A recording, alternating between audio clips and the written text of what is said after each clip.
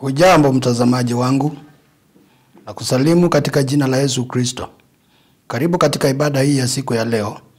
Aliye pamoja nawe ni Pastor Zakayo Mbevi Kaesa kutoka kanisa la Africa Brotherhood Church, Konza City, iko Mukaa Pastorate, Makueni Sub-County. Somo la leo tutalipata katika kitabu cha Waebrania. Waraka wa Waebrania sura ya 12, haya ya 14 hadi 15. Tafuteni kuwa na bidii kwa watu na amani kwa watu wote, na huo utukufu ambao hapana mtu atakayemwona Bwana asipokuwa nao. Mkiangalia sana mtu asipungukie neema ya Mungu, shina la uchungu lisije likachipuka na kuwasumbua, na watu wengi wakati wa gizani kwa hilo. Msikilizaji mpendwa, kichwa cha ujumbe wa siku ya leo ni juu ya kutafuta kuwa na amani na watu wote. Na tuombe. Mtakatifu, katika jina la Yesu, sifa na utukufu ni zako milele na milele. Wakati huu nitaenda kulinena neno lako. Baba, usemezane pamoja nasi ili sifa na utukufu zikurudie. Bariki mtazamaji wangu na msikilizaji wangu, ili Baba neema na baraka ziwe pamoja naye. Kwa Yesu Kristo aliye Bwana mkombozi wetu tumeomba. Amen. Mpendwa, naamini ya kwamba jambo hili, amani, ni jambo la maana sana katika maisha ya mwanadamu ulimwenguni huu. Amani ilitokana na Mungu mwenyewe, na ndiye aliyemleta Yesu kuwa mfalme wa amani duniani katika maisha yetu. Mpendwa mtazamaji wangu, sijui unaishi katika hali ya namna gani ulio nayo kwa sasa. Uko na amani ama uko katika hali gani kutoka moyoni mwako? Mpendwa msikilizaji wangu, kuna jambo la maana sana kukaa katika hali ya kuwa na amani. Maana pasipo amani kuna matatizo mengi. Pasipo na amani hauna utimilifu wa mambo mengi. Lakini ukiwa na hali ya kuwa na amani, sasa uwepo wa Mungu utazidi kuwa pamoja nawe, na utazidi kuwa hata vitendo, misemo yako inadhihirisha ya kwamba unayo amani ipatikanao kupitia kwa Yesu Kristo. Mtazamaji wangu, ningependa upate kuona ya kwamba amani kwa kila mtu ni ya maana maishani mwake.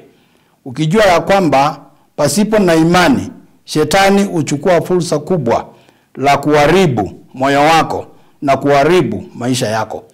Lakini ukikaa katika hali ya kumpenda Yesu na kumtambua Yesu kama mwokozi wa maisha yako, bila shaka utukufu wake na amani yake ipitao wote itakulinda na utazidi kuwa pamoja naye. Amani inaanza na wewe mwenyewe, mtazamaji wangu. Wewe mwenyewe tu ndio chanzo cha amani.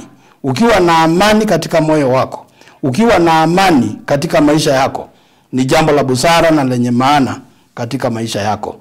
Ukiangalia ukijua ya kwamba, naweza kuona ya kwamba mtu akiwa ana amani anaweza kuwa si mtu mkamilifu.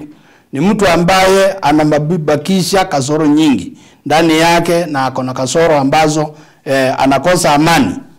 Tukiangalia tunaweza kuona ya kwamba kama moyo umejaa hasira, kama moyo umejaa matusi, kama moyo umejaa mambo mengi na magumu, bila shaka hata kunena kwako, hata kukutazama, hata msemo na vitendo vitadhihirisha tujue ya kwamba hakika kamwe hauna amani. Je, uko katika hali gani wakati huu? Kwa mfano, unapoita mtu kwa hasira, huyo tunaweza kutambua ya kwamba fulani njoo. Hiyo ni kuonyesha kuna hasira ndani ya moyo wako. Lakini kuita mtu kwa heshima na kuita naomba njoo na ukaribie, huyu mtu atatambua ya kwamba kuna amani katika moyo. Na yale mambo unayomuitia ni mambo ya kumjenga, ni mambo ya kumsaidia, na ni mambo ambayo yanastahili kuyapokea akisikiza kwa makini. Kama jinsi Paulo alivyosema ya kwamba, ama mwandishi wa waraka wa Waebrania kutambua ya kwamba amani moyoni, kuwa na amani ni jambo la maana maishani mwako.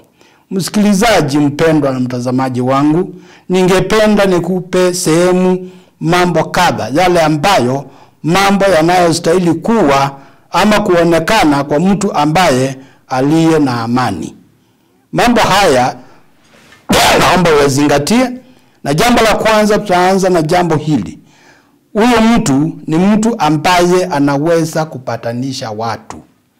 Mtu ambaye anaweza kupatanisha watu, ukiwa anaweza kupatanisha wengine, wewe umebarikiwa. Na Roho Mtakatifu anafanya kazi na wewe. Na yale mambo unayofanya pale sasa yatakuwa ni mambo ya kuleta amani kati ya wawili wanaozozana. Ama mtu ambaye hana amani akiwa kwako anakuja mahali ambapo panastahili na ataachiliwa kwenda akiwa huru, amani ikiwa inamjaa moyoni mwake, kwa sababu umemuelekeza kwa ile njia ya kupata amani. Tunaweza kuona pia kwamba wewe ni mtoto wa Mungu mpaka ufanyalo lote ama mambo unayoyafanya yaonekane kuna uungu ndani yako. Yani kuna ile hali ya ile amani ndani yako inafanya kazi. Basi neema ya Mungu itakupungukia. Itakuwa pamoja nawe. Utakuwa ni mtu wa msaada na hata kwa wengine. Nataka sasa tuendelee kuona ya kwamba amani inakuleta uhusiano wa waliotengana wawili warudiane na kuwa tena pamoja. Jambo hilo la amani ni nzuri sana, inastahili hata katika taifa letu, inastahili hata kijijini, inastahili na hata pale kanisani, watu kukaa pamoja wakiwa na amani ya Mungu katika mioyo yao. Tutashuhudia makubwa na makuu yanayoonyesha ya kwamba watu wamejawa na amani ya Mungu katika maisha yao. Nataka tuone ya kwamba kwa amani Yesu alisema nini kuhusu amani. Ukitazama Mathayo sura ya 5 aya 9, maandiko yanasema hivi: heri wapatanishi, maana hao wataitwa wana wa Mungu. Heri wapatanishi, wanaopatanisha wawili ama wanaopatanisha watu, kwa sababu hao ni wataitwa wana wa Mungu. Na ni heri watendao amani. Hatua ya kutafuta ili upatanishe watu, una hatua kadha za kufuata. Mtazamaji wangu, ukisoma Mathayo sura ya 18 haya ya 19 na 5, tunasoma hivi: na ndugu yako akikosea, enenda ukamwonye wewe na yeye peke yenu. Akikusikia unampata ndugu huyo. La, kama asikii, chukua pamoja nawe watu wengine wawili mkamuonye. Na pia tunasoma tena ya kwamba baada ya kuchukua mtu mmoja ama wawili, kakinywa vinywa vyenu, akikosa kusikia pia, basi utaweza kuwaambia na watu wengine ama kanisa. Na asipokusikiliza ama kuwasikiliza nyinyi wawili, basi unaweza kumfanya huyu mtu kuwa ni mtu wa mataifa, mtu ambaye hataki ushauri, mtu ambaye hataki kuletewa amani. Basi mnaweza kumweka kuwa mtu wa mataifa. Mtazamaji, msikilizaji, kuna mtu ambaye hafuati utaratibu huu. Watu wengi, mimi sijui unatumia njia gani, lakini Yesu ametuelekeza kwa ule mwelekeo kiasi ya kwamba basi kuna hatua za kufuata unapokosewa na mtu ama ninapomkosea mtu. Jambo la maana kabisa, watu wanafanya kinyume cha hili. Wengine akikosewa ama wewe ukikosewa, unakimbizia wengine habari hizo na kuanza kuambia fulani amenitendea hivi, fulani alinikosea hivi, alinifanyia kitendo hiki, na kuanza tu kupiga wewe na kuelekeza kwa watu wote, hata kabla ya wewe kwenda kumwonya peke yako mkiwa wawili. Hiyo ni kwenda kinyume na maandiko. Biblia inatuelekeza ya kwamba muende ukiwa peke yako. Alafu kutoka pale pia sasa, mtazamaji, sasa akikusikia umemuona ndugu yako. Asipokusikia sasa unaenda unachukua wengine wawili. Asiposikia unalipelekea kanisa, na mwisho akikosa kusikia tena unamfanya kuwa yeye ni mtu wa mataifa. Basi mtazamaji wangu, hiyo ni njia ambayo inastahili tukikaa katika hali hii, kwa sababu ndio mwelekeo wa Kristo kwetu, kanisa la Mungu na mpendo wa Mungu, mpaka tujue ya kwamba tutatenda amani kwa watu wote. Tutanena amani kwa wengine. Tutawavuta wengine kwa Kristo kupitia kuwa na ile amani katika mioyo yetu. Tukiangalia hivyo, naweza kusema ya kwamba hatua ya pili, ambayo jambo la pili linastahili kuonekana kwa mtu ambaye yeye anataka kuleta amani, mtu awe mnyenyekevu. Unyenyekevu ni jambo la busara kabisa, mtazamaji wangu. Unyenyekevu ni jambo la maana kabisa, msikilizaji wangu. Je, wewe unanyenyekea? Wewe ni mnyenyekevu? Watu wengine wafanya ni wakubwa kabisa, labda yeye akosei, lakini tunapitia hali ya maisha ya kukosa. Kwa hivyo kuna haja ya kunyenyekea na kurekebishana kwa yale makosa. Kama wewe si mnyenyekevu, huwezi ukakubali kuonywa, huwezi ukakubali kuonyeshwa makosa, kwa sababu wewe si mnyenyekevu. Lakini ukinyenyekea, basi itakuwa ni rahisi kuelekezwa, ni rahisi ya kwamba kurudishwa katika njia, na wewe tu unakubali na unarudi katika njia ya kweli. Kuna watu ambao hawapendi kamwe maishani mwao kunyenyekea. Badala yake ni kujiinua. Wengine hata wao pia wanafanya kuwa ni wakubwa. Wengine hata wanajifanya, sikufanya hili, sikufanya lile. Unyenyekevu ni jambo la maana maishani, kama ujuavyo ndugu na dada yangu. Kwa hivyo ndugu yangu na dada yangu, mzee na hata mama uliye pale kwa sasa ukinitazama, jua ya kwamba tafuta jinsi ya kukaa katika hali ya unyenyekevu. Na kila mtu pia anastahili heshima yake, wakubwa kwa wadogo, sisi zote tukiishi katika hali ya kunyenyekeana. Hilo ni sehemu ya kipengele kimoja ya kwamba kuonyesha mtu anayo amani moyoni mwake. Nataka nikupe mfano mmoja hapa. Unaona kwamba kuna mtu ama kuna wanyama ambao tunawafuga nyumbani kama mbwa, paka, ng'ombe, mbuzi.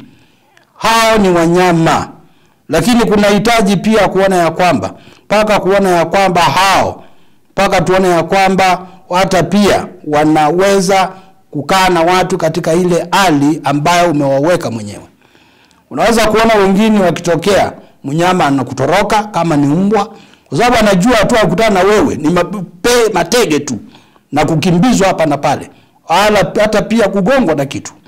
Mpaka sasa uonyeshe ya kwamba kuna ile hali ya unyenyekevu na amani, kuwa na amani na kila kitu.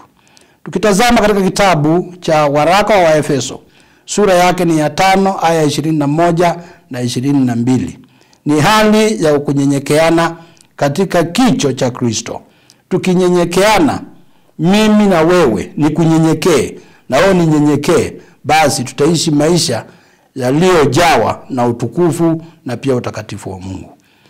Katika hali hiyo pia tunaweza kuona ya kwamba mzee mpaka amnyenyekee mke, amnyenyekee bwana wake. Wakati unazungumza nawe mtazamaji wangu na msikilizaji wangu pia, je, hapo nyumbani mnanyenyekeana ama mnaishi juu ya hali ya maisha ya kule tu kila mtu ni mkubwa, hakuna atakaye kwenda chini, sisi zote tuko pamoja?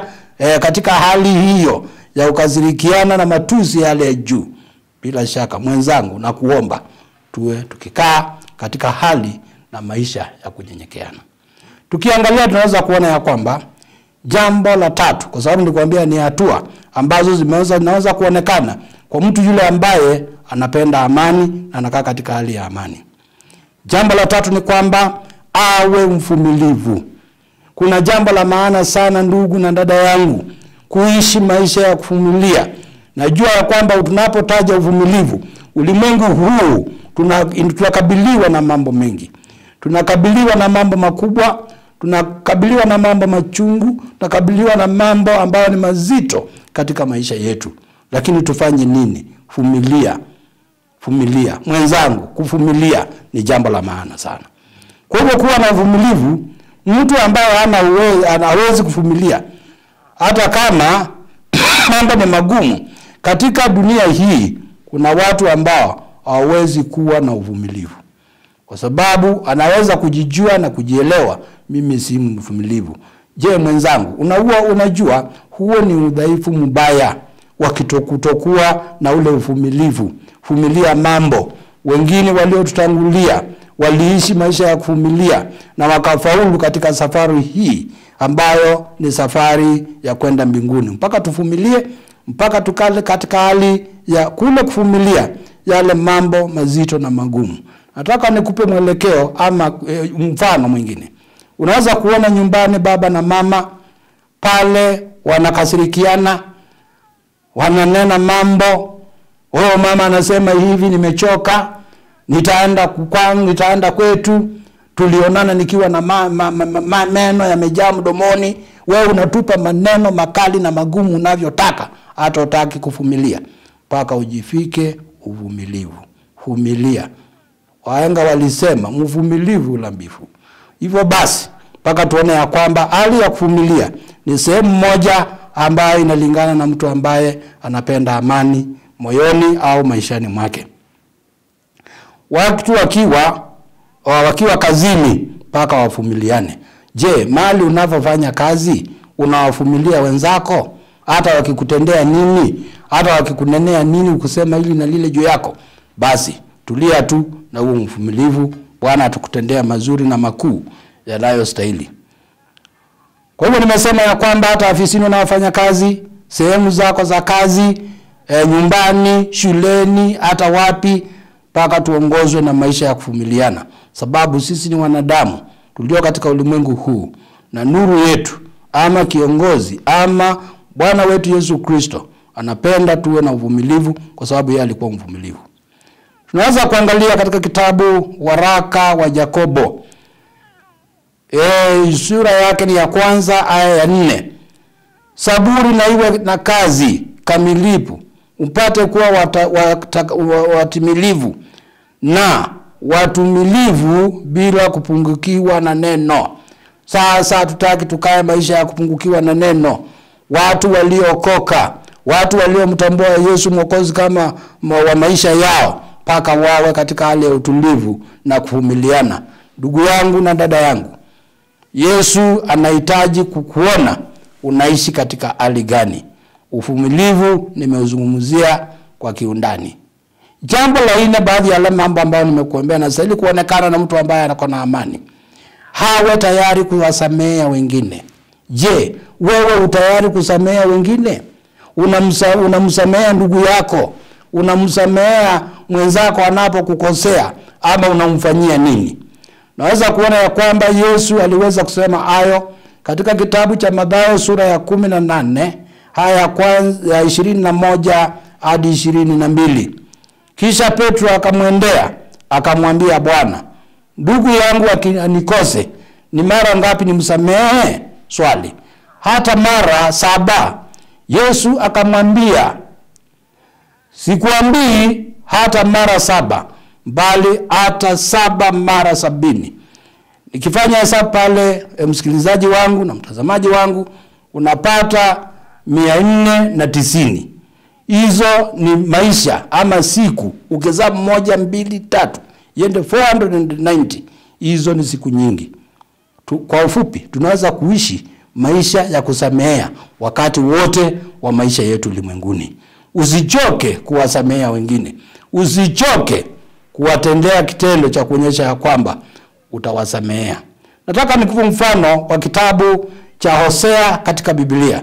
Hosea ni mzee ambaye alikuwa mzee mvumilivu sana, kwa sababu alioa mke kahaba na akampenda na akamjali. Hata akitoroka akienda, kila mara tu akirudi anamwambia, rudi kwangu, na wanashirikiana tena na wanaendelea na safari.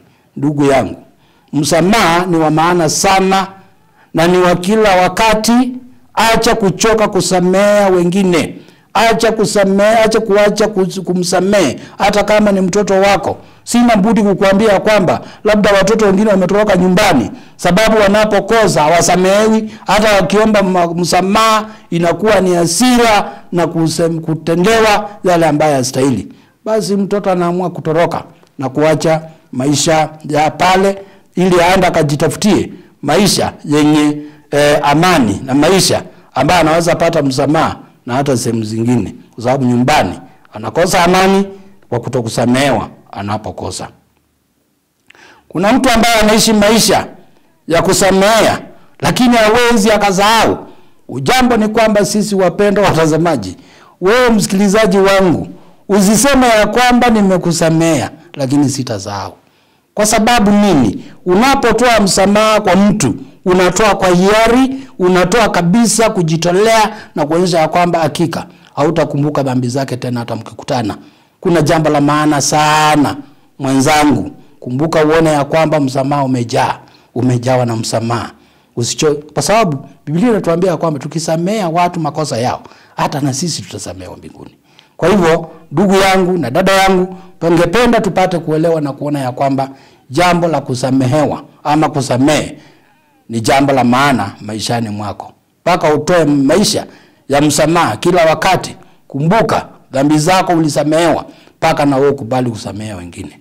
Katika kitabu cha Biblia tunasoma ya kwamba kuna mtu ambaye alisamehewa makosa yake na dhambi zake, na aliposamehewa akarudi nyumbani naye pia akakosa kusamehea mwenzake, naye alisamehewa akalipiza kisasi. Hiyo ni jambo ambalo alifai, kwa sababu kutusamehea itatubidi tulipize kisasi. Sababu fulani nilitendea hii siku moja, leo atakiona cha mtema kuni, niko pamoja naye hivi na vile. Jambo lingine katika yale mambo ambayo nimesema ni jambo la kuwa na upendo. Jaribu uone ya kwamba upendo na kuongoza mwenzangu. Msikilizaji wangu, upendo ni jambo la maana. Kila mmoja wetu anapenda amani, anataka kupendwa, anataka kuonyeshwa upendo. Na upendo kikamilifu ni maana kuwa na upendo ya kwamba upendo usio na unafiki.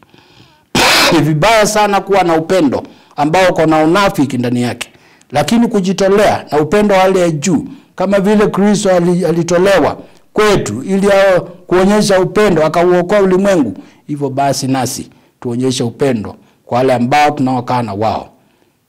Ukamilifu ya kwamba upendo usio na unafiki ni upendo unaojenga, ni upendo wa kweli, ni upendo ambao ni dhabiti, na upendo ambao hauna chenga ama vichochoro ambazo hazifai, bali ni kuondoka. Unaanza sasa kupiga vita hapa na pale, kuchukiana, unakosa upendo. Kwa hivyo upendo, tuwapende hata kama ni maadui wetu, tuwapende hata kama ni majirani wetu, tuwapende hata ni wale ambao tunafanya kazi na wao pamoja, your colleagues, mpaka tuone kwamba tumeonyesha upendo mkamilifu.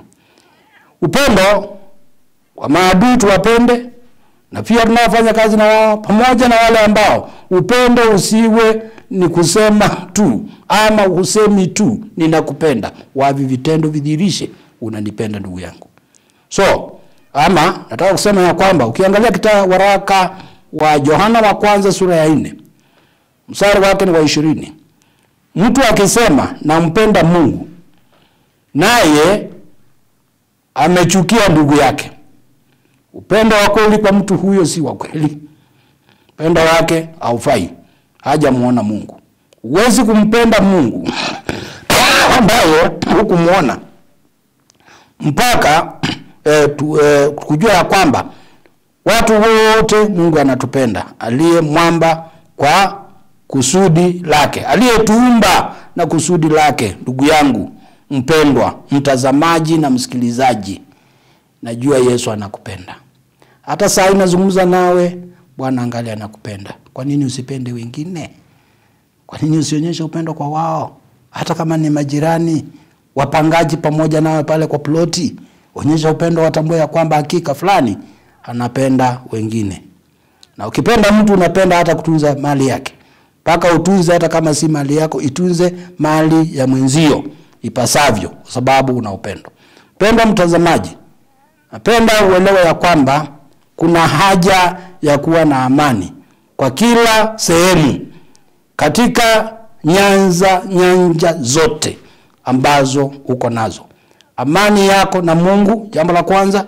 Amani yako na wewe mwenyewe, amani na watu wengine, amani pia na hata kazini, wafanyakazi wenzako, pia wanyama na kila kitu, ama kuonyesha ya kwamba ng'ombe, mbuzi na kila kitu, hata mbwa walio pale nyumbani, onyesha amani inastahili. Tukiangalia tunaweza kuona ya kwamba pia amani yako, amani inaanza na wewe mwenyewe, kama vile nitangulia kusema hapa awali. Kwa hivyo tunatafuta tukijua ya kwamba amani yetu, amani tufanye kazi, amani na ifanye kazi yake. Naweza kuona ya kwamba kuzungumza hata kwa watoto wako, wache waone amani, moyo wako umejaa amani, umependa ule upendo uko na wao, unaonyesha ya kwamba una amani moyoni. Mpendo mtazamaji, usikae maisha ya kukasirika hata wakati wote, hata unapomrudi mtoto hasira zinakujaa. Tafuta uone ya kwamba kuna amani. Kuketi pamoja kunaweza kusuluhisha mambo vizuri na kusemezana vizuri, kwa sababu ni jambo la maana. Kuna madhara ya kukosa amani, msikilizaji wangu. Tataja kama sehemu 6 hivi, zile ambazo ni madhara ya kukosa kuwa na amani wewe na hata watu unaoishi na wao. Jambo la kwanza, vita vya kinyumbani baina ya mume na mke. Hizo ni vita kila wakati, malumbano pale, hata wengine hawaheshimu ya kwamba watoto wako pale, wanatupiliana maneno ambayo hayafai. Baba, mama, ndugu yangu na dada yangu, acha hizo vita, vitulizwe. Vita havifai, kwa sababu hata tunaleta kuweka watoto wetu kuwa wanatetemeka hapa na pale. Maisha ya baba, maisha ya mama, sioni inaenda vizuri, zinatasoma vipi, na wengine ni watoto ambao wanaelewa. Jambo la pili inayoleta kukosa amani ni kutalakiana katika ndoa. Unaweza kuona mama ameenda kwao, mume umebaki pale, umeachwa una bibi tena, unaanza kuhangaika na kuzunguka hapa na pale. Kwa sababu nini? Umekosa amani. Hauna amani, hamna amani kama pale. Jambo la tatu ni kupoteza mali. Kutokana kuwa na vita vya kikabila, watu wanapoteza mali zao kwa sababu hakuna amani. Na kungekuwa na amani, vitu havingepotea. Kungekuwa na hali shwari ya kuonyesha ya kwamba kwa sababu kuna amani, hata mali yetu tunaitunza. Jambo la 4 pale ni vivyo visivyo na mpango. Watu kufa ovyo ovyo kwa sababu hatuna amani. Kwa nini kutukose amani? Tunapigana katika taifa letu. Tunasikia kwamba mataifa jirani watu wanapigana hapa na pale, kama huko Rwanda, Burundi, unasikia kuna vita. Hata saa hii tunaongea habari ya Ukraine, naona ya kwamba watu wanauawa kiolela pale. Ni kukosa taifa, kukosa amani, ni kuna adui mkubwa pale. Paka amani itawale katika familia yako, kazini, amani itawale. Madhara mengine ni kukosa huru wa kuabudu. Kwa sababu hakuna amani, utaabudu namna gani? Kwa sababu hakuna amani, nitaenda pale nipigwe vita, nitaenda pale nitupiliwe mawe, nitapitia wapi ni uwanjani? Kwa sababu unaona ya kwamba kukosa uhuru wa kuabudu. Kukiwa na amani, hata kijijini watu watakuwa na uhuru wa kutembea na kwenda katika nyumba ya kumwabudu Mungu na kujua ya kwamba hakika ni Mungu tunayemwabudu. Jambo la 6 ni watu kutoroka makwao na kufanyika kuwa wakimbizi. Watu wanatoroka makwao, wanakimbia nchi yao, wanatorokea nchi nyingine, kuonyesha ya kwamba kwa sababu pale hakuna amani. Hakuna amani. Ndugu yangu, dada yangu, hayo mambo yote ambayo nimeyataja, karibu mambo 6 sasa. Je, wewe ni shahidi wangu kuona hayo yakitendeka hata katika runinga zetu? Unatazama vile watu wanakimbia, vile wanauawa, vile wanashambuliwa na bunduki, vile wengine wanatezwa mpaka kifo. Kwa hivyo, mtazamaji wangu na msikilizaji wangu, paka tufuate tendo hilo la amani. Kuna kipengele ambacho nataka tuone, mstari wa 10 na 5b yake, ambao ni sasa Waebrania sura ya 12, kwa sababu tulitangulia kusoma aya ya 19 na ya 15. Shina la uchungu lisije likachipuka na kuwasumbua. Shina la uchungu. Shina la uchungu, kuona ya kwamba hakuna haja ya kukumbuka siku moja nikiishi mtoto wa fulani amenitendea hiki na ni mtoto wa ndugu yangu, sasa nimfanye nini? Huyu sitamsaidia kwa sababu baba yake alifanya hivi. Yani kama kizazi kinapelekana pale, na hali ya kuona ya kwamba sasa pale basi ni shina tu linashipuka, na watu wanaanza kukumbuka mambo ya kale, makosa uliotendewa, mambo mabaya, madhara uliotendewa, unaanza kukumbuka na kulipiza, hata kama ni pale nyumbani. Fulani alichukua shamba langu, nitafanya kitendo apate kutambua ya kwamba hakuna siku alinikosea.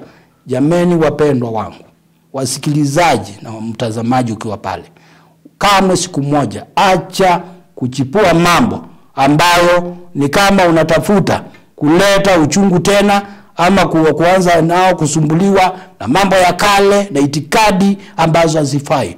Kristo alileta neema kubwa. Kristo alileta amani, hakuleta vita, na Kristo alituachia amani, hakutuachia vita, mpaka tuoneshe ya kwamba mashina halichipuki. Fulani ilikuwa nimeajiriwa, fulani akaenda kuniharibia kazi. Unakumbuka jamani, mtendee kitendo cha hasira. Kwa nini? Unakumbuka hayo, na hizo ni shina ambazo ndizo zinatanguliwa pale kusema ya kwamba paka lisichipuke kamwe na kutenda vibaya, kwa sababu zinaleta wakati mwingine kufanya vibaya, na hata pia inaleta wakati mwingine watu kutupiliana maneno, kukasirikiana, hata mpaka kuuana. Kwa hivyo katika jambo hili nataka nikupe mfano tu. Tumwabudu Mungu katika roho na katika kweli. Wagalatia ni mahali tunasoma ya kwamba mfano wa jinsi ya mambo ambayo mtu ambaye aongozwe na roho, ukifanya vitendo kama hizo, hakuna kuongozwa na roho, unaongozwa na mwili, mpaka ufanye mambo ya kimwili kabisa, na mambo ambayo hayaletii Mungu tukufu, ndugu yangu. Kwa hivyo tuone ya kwamba yale mambo ambayo yanatenda, mambo mabaya yasionekane kwetu, ufisadi nini na kadhalika, tuache ndugu na mambo kama hayo. Najua watu wengine wanapenda ufisadi na mambo ya hali ya juu ambayo yafai, lakini ujue siku moja, kuna siku mtu Mungu atakuuliza, utajibu nini mbele zake? Hiyo ni swali, ndugu yangu. Jinsi ilivyokuwa ukiabudu miungu, unaanza kurudi tena katika miungu, na wewe ulikuwa ukiabudu Mungu katika roho na katika kweli, mpaka uone ya kwamba muamini Mungu aliye kweli, mwabudu yeye Mungu muumba wako peke yake, na Mungu astahili kuchanganywa na vitu vingine ama mambo mengine ambayo hayafai. Kwa hivyo kila mmoja akaya maisha ya kumtendea mwingine mazuri. Je, ulimtendea nini ndugu yako siku ya leo? Hii wiki yote wewe ulifanya kitendo cha namna gani kudhihirisha umejawa na amani? Hata majirani wanaweza kutambua na kusema. Kwa hivyo ni kuonyesha kwamba tukikaa vizuri, tukikaa katika hali ya kupenda amani, mambo yetu yatakuwa shwari, taifa letu litakuwa ya kwamba hakuna shida, na tutakuwa na msingi mzuri na mwongozo mzuri hata katika taratibu za kufanya kazi zetu pale ambazo Bwana ametubariki nazo pia. Tabia hiyo acha, baraka yake neema ya Mungu na ikutoshe. Kumbuka ya kwamba Wagalatia sura ya 2 na mstari wa 20, si mimi niliye hai, ila ni Kristo aliye hai ndani yangu, na mambo ya kale yamepita, sasa yamekuwa mapya. Ndugu yangu, kuanzia leo wacha mambo yako yawe mapya, ufungue ukurasa mpya moyoni mwako, na hilo ndilo ambalo Mungu anahitaji katika maisha yako. Siku ya leo unayo nafasi ya kumrudia Mungu. Tafuta kuwa na amani na watu, tafuta kuwa na amani na wewe mwenyewe, tafuta kuwa na amani na Mungu, tafuta kuwa na amani na wengine wote, na utapata kuona ya kwamba mambo yako yako sawa sawa. Mungu akubariki. Tembea siku ya leo, uingie katika nyumba la Bwana, na ujue ya kwamba Mungu ndiye amani yako. Kama una amani, muombe, atashusha amani ndani yako. Utapata uhuru, utapata kuona ya kwamba ni matunda mema unayoyavuna kutoka katika hali ya kuwa na amani. Najua siku hizi ninaposema, hata sasa nikiongea nawe, labda ulilala na vibaya sana. Ulikuwa vita, malumbano hapa na pale. Hata sasa kuna mtu amefunga virago. Ikifika saa hii naende kwao, nenda ukafungue katika jina la Yesu. Na useme Yesu ni Bwana. Na ukae nyumbani mwako na amani. Yesu anahitaji ukae na amani, mpendwa. Kwa hivyo kuna haja, ni jambo la maana. Tukiangalia pale mahali tulianza, tuliweza kuona ya kwamba amani iwe kwa watu wote. Hata kiasi ya kwamba hata wengine ni wenda wazimu, hata wanastahili kuwaonyeshwa amani. Muite kwa upole, muite, mkaribie, muonyeshe amani, mtendee vitendo vya kuonyesha kwamba kuna amani, na hata pia atajisikia huru na ataona ya kwamba unamjali na unampenda.